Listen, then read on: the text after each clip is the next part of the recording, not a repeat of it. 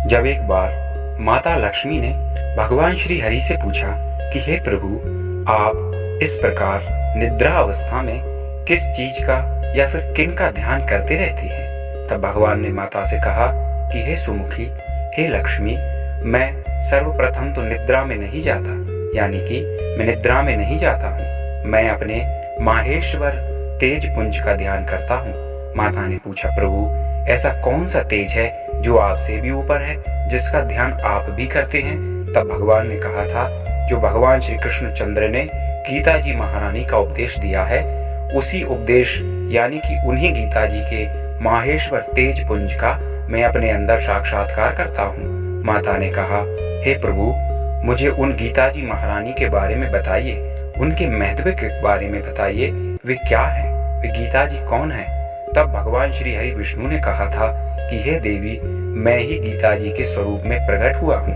मैं ही गीता जी हूँ और गीता जी ही मैं हूँ। यानी कि भागवत जी महारानी के पहले 5 अध्याय मेरे 5 मुख हैं, अगले 10 अध्याय मेरे 10 हाथ हैं और अगला 1 अध्याय यानी जो 16वां अध्याय है वह मेरा उदर है और बाकी के 2 अध्याय वह मेरे दोनों चरण कमल हैं। इस प्रकार भागवत गीता जी में 18 अध्याय हैं।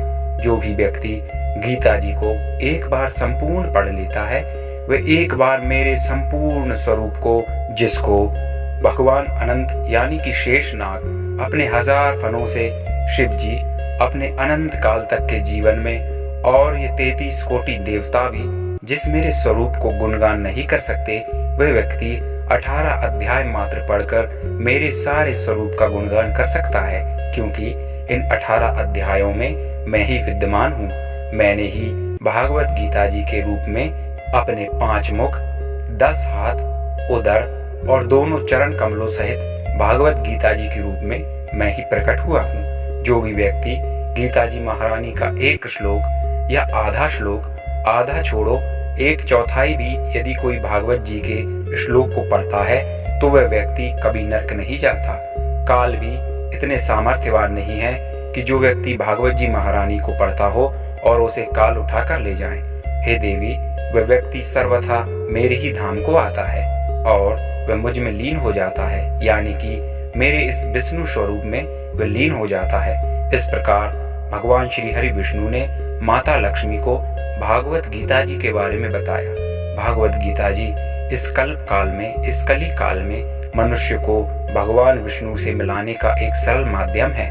भागवत गीता जी मनुष्य को अमोघ शांति और मोक्ष प्राप्त कराती है, जिससे मनुष्य जरा जन्म में नहीं भटकता और उसे इस जीवन और मरण के चक्र से मुक्ति मिल जाती है। इसलिए हमें भागवत जी महारानी के नित्य 1 अध्याय का पाठ करना चाहिए।